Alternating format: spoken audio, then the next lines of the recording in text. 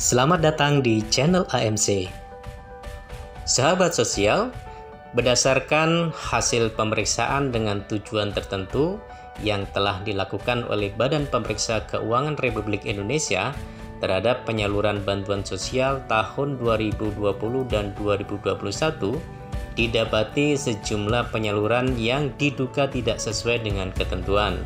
Terhadap hasil temuan tersebut, sebagai tindak lanjutnya, Kementerian Sosial meminta kepada seluruh pendamping sosial untuk melakukan pengujian lapangan berkaitan dengan kelayakan KPM penerima bansos yang diduga tidak sesuai dengan ketentuan. Nah, bagaimana ketentuannya, mekanisme dan pelaporannya? Mari kita simak video berikut ini. Mohon dukungan like and subscribe agar channel ini terus berkembang dan memberikan manfaat bagi masyarakat.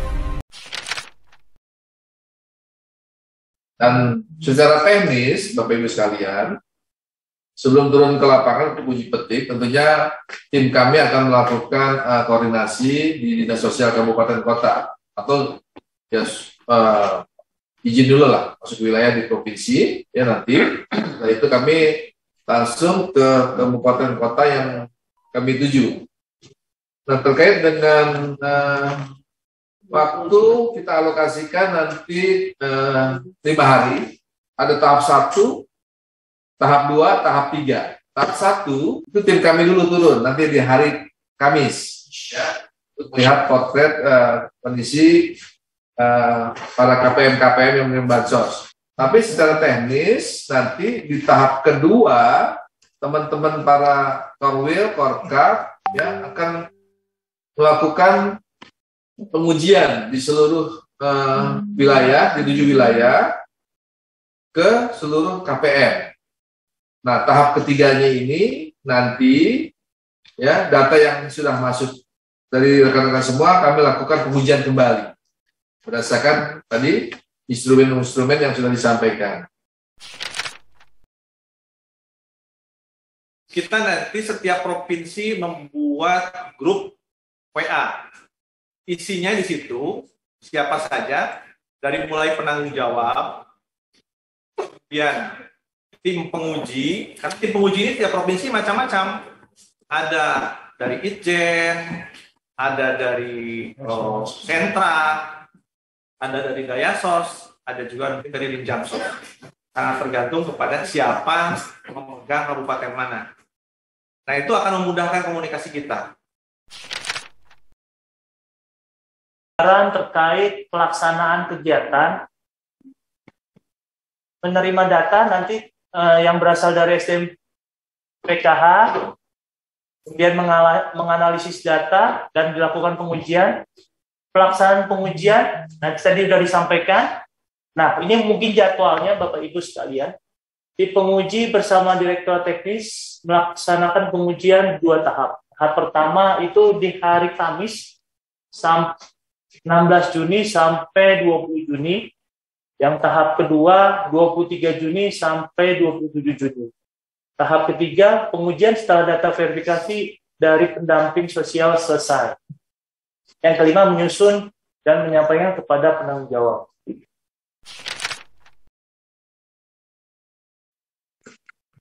Nah, ini terkait tugas-tugas dari pendamping sosial, pendamping PKH, Korpot, Kortap, TKSK, dan Porda, BPN, serta BSD. Melakukan verifikasi menggunakan instrumen yang disediakan dengan kondisi permasalahan di masing-masing kabupaten kota.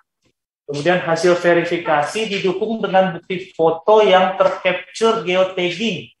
Foto KTP, KK, KKS, buku tabungan, dan foto KPM yang sedang memegang KTP, KK, dan KKS. Yang ketiga, bukti foto dalam bentuk JPG diunggah ke alamat link OnCloud yang disediakan. Link OnCloud nanti kita akan berikan per provinsi, nanti akan juga kami sampaikan juga penanggung jawab dari masing-masing provinsi. Jadi nanti mohon izin tim teman-teman yang di sentra dan pendamping akan menyerahkan kepada tim data kami untuk dimasukkan di dalam cloud. Jadi nanti teman-teman kami yang akan memasukkan ke dalam cloud yang ada sudah alamatnya yang sudah akan kami siapkan. Yang tadi yang keempat, yang kelima, ya, jika dalam waktu 3 bulan terakhir pendamping sosial telah melakukan verbal yang telah dilengkapi dengan dokumen bukti dukung di atas, maka hasil verbal dapat diyakini dan digunakan, dapat kami gunakan. Jadi mohon izin kepada teman-teman pendamping, mungkin nanti data-data tersebut kalau memang ada bisa kita pergunakan untuk menjadi bagian dari TLHP dari BPK. Yang keenam, jika ditemukan kendala di lapangan, pendamping sosial dapat berkoordinasi dengan penanggung jawab pada masing-masing provinsi. Jadi ada 7 provinsi tadi, nanti bisa berkoordinasi ke inspektorat bidang mana. Yang ketujuh, pendamping sosial menyusun berita acara verbal yang ditandatangani oleh pendamping dan aparat desa, serta diketahui oleh dinas sosial kabupaten kota. Yang kedelapan, pendamping sosial menyampaikan hasil verifikasi dan validasi KPM kepada Korkap, Korkot, dan Korda. Yang ketujuh, Korkot, Kordat menghimpun laporan dan dilaporkan kepada penanggung jawab masing-masing provinsi. Penyusunan instrumen yang ini akan menjadi acuan kita untuk melakukan verifikasi validasi dan sekaligus juga untuk tim Itjen dan oleh teman-teman unit teknis maupun balai dan sentra. Ini akan dilakukan untuk dilakukan pengujian. Instrumen-instrumen inilah yang nantinya akan kita lakukan verifikasi, validasi, dan juga pengujian. Dalam hal ini, untuk instrumen ini kami samakan antara teman-teman pendamping, tapi di sini kita bagi dalam 13 permasalahan. Dan data ini sudah by name, by address tentunya, dan by permasalahan, masing-masing permasalahan. Ini sudah ada, sudah kami pilah semua.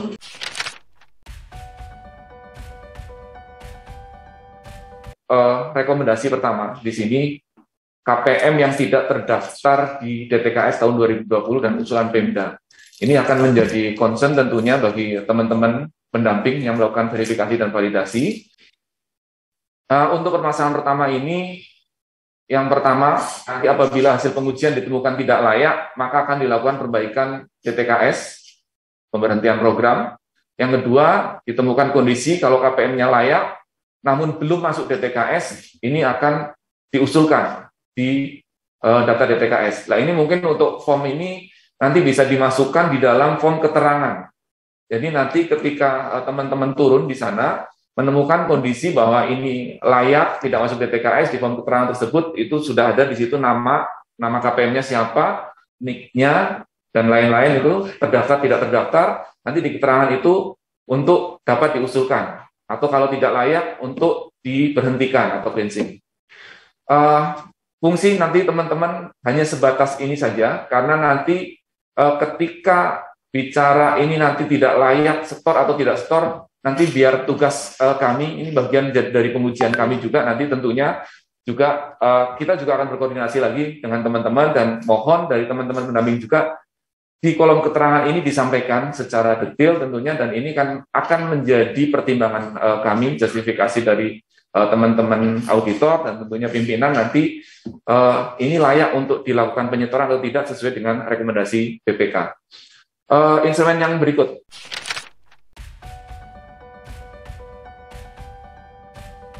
Terkait dengan KPM meninggal, ini ada 3 catatan kami.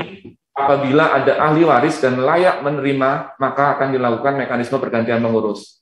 Ini tentunya sesuai dengan tujuan atau program bahwa ini untuk keluarga. Jadi ketika ada pengurus yang meninggal, keluarganya masih dan layak, tentunya harus tetap untuk diusulkan atau dilakukan penggantian pengurus. Yang kedua, apabila ada ahli waris namun tidak layak menerima, maka akan dilakukan otomatis pemberhentian program, diusulkan untuk dicoret namanya dari program. Ketiga, apabila tidak ada ahli waris dan atau tidak layak, maka juga akan perbaikan DTKS.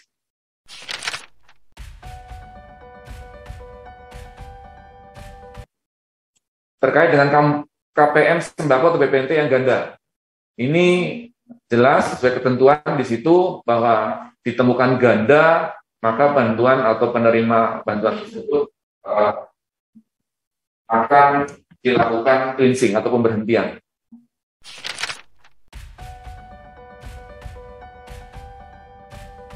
Untuk KPM yang NIK invalid, apabila hasil pengujian ditemukan tidak layak, maka akan dilakukan perbaikan DTKS. Kalau layak, tidak masuk DTKS untuk diusulkan. Nah, ini bagian dari form nanti diketerangkan di masing-masing per KPM.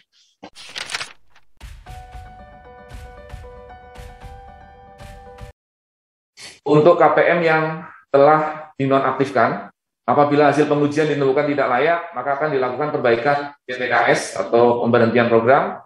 Apabila ditemukan KPM layak namun tidak masuk DTKS, maka untuk diusulkan tentunya sesuai ketentuan dari bawah, Dinas Sosial Kabupaten Kota, persetujuan nanti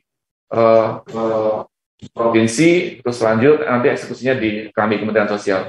Yang ketiga, apabila KPM PKH sudah tidak ada komponen namun masih layak, maka diusulkan sebagai penerima sembako.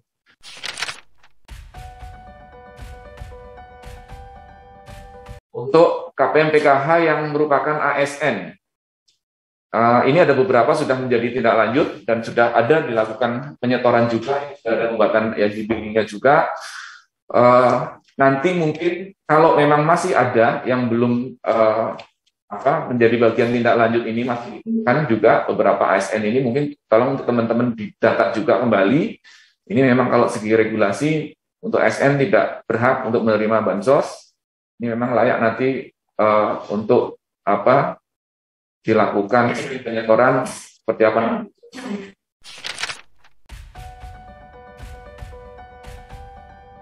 Untuk KPM yang merupakan PKSK, ini juga dilakukan pengecekan terlebih dahulu dalam DTKS dan akan diuji kelayakannya sesuai dengan edaran Sekjen nomor 723/1/BS/2 tahun 2022, bahwa itu ada beberapa kategori SDM PKH yang bisa berhak untuk menerima bansos. Itu kalau di statement di surat edaran Sekjen tersebut, kalau di bawah 3 juta itu bisa, tapi di atas 3 juta ini tidak dapat atau tidak boleh diperkenankan untuk menerima bantuan. Itu pun mungkin teman-teman nanti ada sedikit pencermatan. Konteksnya mungkin teman-teman di sini yang merupakan PKSK maupun pendamping sosial lainnya, apabila mempunyai penghasilan itu mungkin di luar dari honor tali asih maupun honor bulanan yang mereka terima, mereka punya pekerjaan lain ataupun penghasilan lain yang tentunya nanti dirasa layak dan tidak layaknya, itu mungkin akan bisa menjadi pencermatan teman-teman dalam melakukan verifikasi dan validasi nantinya.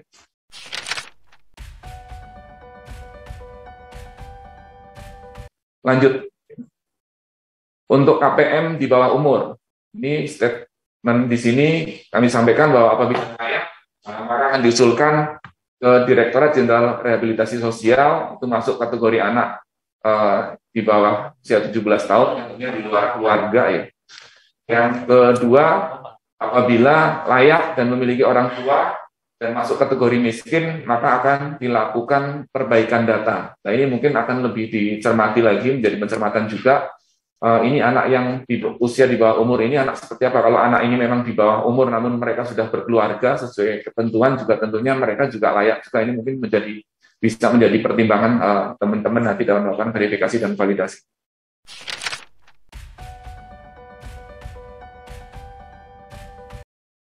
Lanjut. KPM dengan NIK tidak ditemukan dalam database di Dukcapil.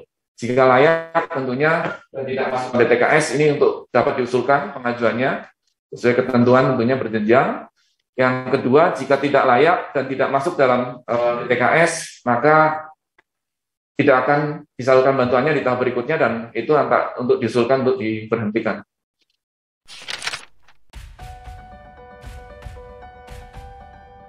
Lanjut, terkait dengan KPM dengan NIK tidak aktif sesuai dengan database Dukcapil. Jika layak, tidak masuk DTKS akan diusulkan pengajuannya. Jika tidak layak, tidak masuk DTKS akan dilakukan perbaikan data, cleansing data atau pemberhentian program.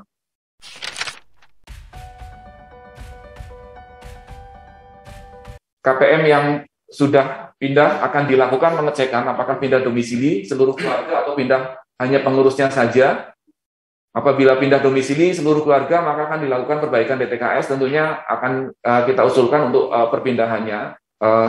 Nanti di mana sekarang posisi mereka berada, di situlah nanti mereka untuk diusulkan menerima bantuannya di lokasi terbaru tentunya. Ini juga dengan pencermatan mereka tetap masih layak ya, sesuai dengan hasil verifikasi teman-teman. Ketiga, apabila pindah pengurusan saja, maka akan dilakukan mekanisme pergantian pengurus.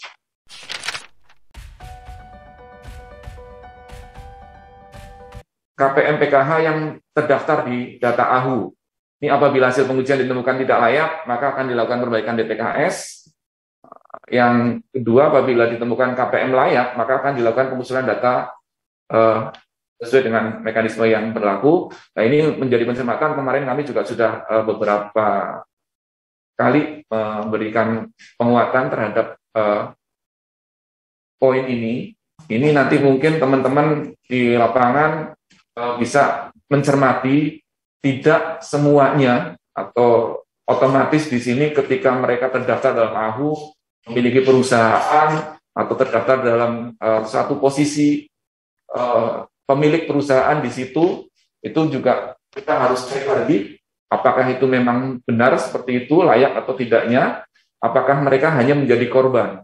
Kalau ketika mereka hanya menjadi korban, ketika di lapangan misalnya buka KTP-nya hanya dipinjam karena ketidaktahuan mereka, hanya dikasih imbalan uang, namun mereka tidak tahu, ya ini mungkin kita juga harus lebih detail lagi untuk mengeceknya.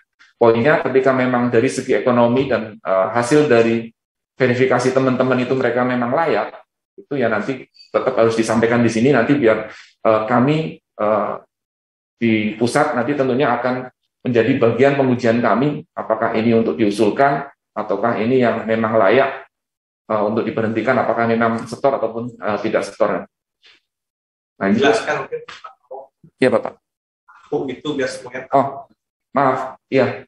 Terkait dengan AHU ini, mohon maaf, ini merupakan Ditjen AHU ini Ditjen Direktorat Jenderal Administrasi Hukum di bawah Kementerian Hukum dan HAM.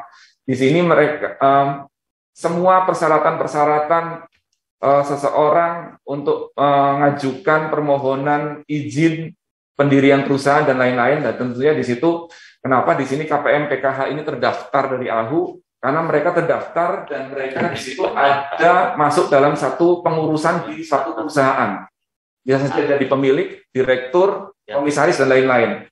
Ini kalau BPK sendiri mungkin sesuai ketentuan, ketika mereka punya perusahaan berarti diasumsikan kan mereka ini tidak layak gitu kan. Nah ini mungkin tetap menjadi pencermatan juga, tadi sudah kami sampaikan, kita real kondisi di lapangan seperti apa. Kalau mereka menjadi korban, mereka masih layak menerima bantuan, ya tetap kita usulkan untuk masuk atau menerima nantinya.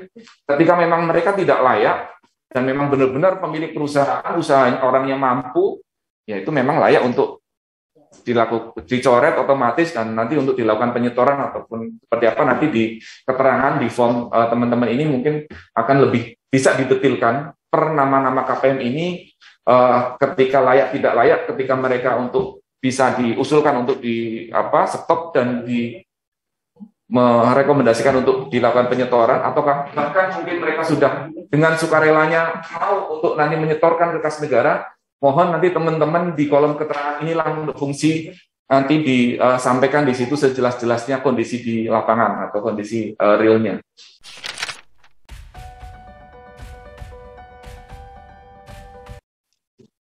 Untuk KPM SDM merupakan SDM PKH ini hampir sama dengan tadi yang sudah kami sampaikan terkait dengan TKSK juga, karena di sini ada SE Sekjennya di sini. Walaupun di sini untuk tahun 2022 ini mungkin akan menjadi pertimbangan kami juga, tim pengujian nanti apakah ini bisa disertifikasi untuk setor atau tidak setor nanti. Ini berita acara, nanti dari setiap setiap permasalahan yang tadi, instrumen yang sudah dilakukan verifikasi data oleh Ibu Bapak sekalian, harus disertakan dengan berita acara hasil verifikasi data BNBA penerima bantuan hari ini tanggal sekian tahun yang menandatangani nama siapa saja yang melakukan ini, misalkan Pak Andi, Pak siapa tadi nama berdua, Misalkan berdasarkan verifikasi dan dilakukan atas data BNBA, penerima bantuan PKH, BST, dan BPNT, desa, kecamatan, kabupaten, titik-titik sebagaimana melalui tautan dapat kami sampaikan bahwa verifikasi sebagai berikut. Yang tadi yang 13 ini sampai 13 ya. Ke bawah yang tadi sampai 13 ini dinyatakan oleh Ibu Bapak sekalian bahwa ini benar-benar memang kondisi real di lapangan. Jadi hanya satu aja BNBA-nya Pak, Ibu Bapak sekalian, tidak 13, tapi 13-nya semua dimasukkan ke dalam satu berita acara, ya, seperti ini. Oke, ini diketahui oleh RT RW ya, kelurahan RT RW ya di bawah Mas, coba naik lagi, naik. Katanya kepala aparat desa, pihak pendampingnya siapa, kemudian ada operator 6NG. Kemudian diketahui oleh kabupaten, dinas sosial kabupaten kota di situ ya. Pas kompilasi seluruh. Oh, ini hanya sampai aparat desa saja ya Ibu Bapak sekalian. Nanti hasil kompilasi dari kabupaten kota mungkin diketahui oleh dinas sosial di kabupaten kota. Mekanisme upload data pada cloud storage Kementerian Sosial. Jadi Bapak Ibu ketika nanti di lapangan, inilah mekanismenya Pak, Bu. Yang pertama, BNBA tersedia per provinsi dalam file Excel berupa tabel dan pivot data. Yang kedua adalah pemecahan per kabupaten dilakukan secara terpusat di tingkat provinsi, pengolah data atau APD provinsi.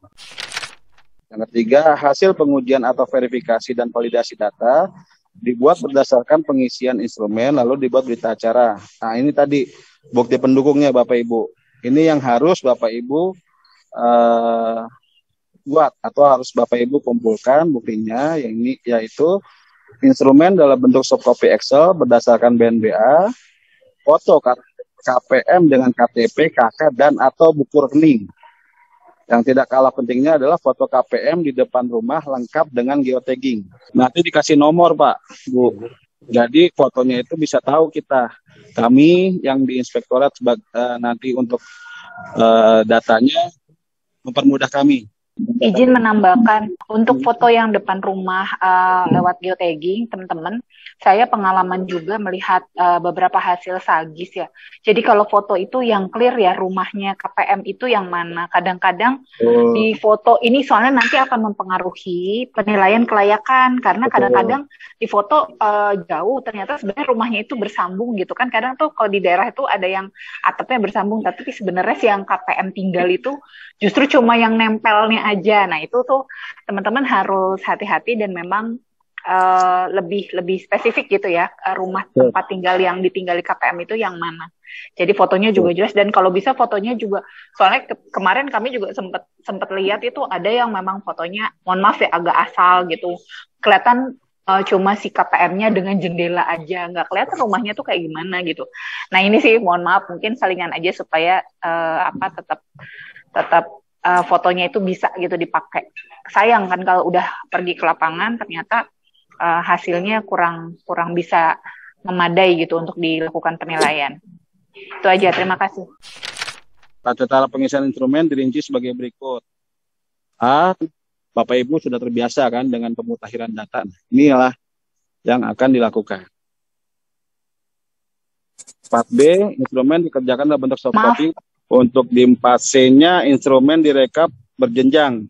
Nah, tetap ada jenjangnya di tingkat kabupaten, melalui pengisian langsung di BNBA, terlampir, kemudian diupload pada link yang tertera di lampiran 2 dengan cara 1.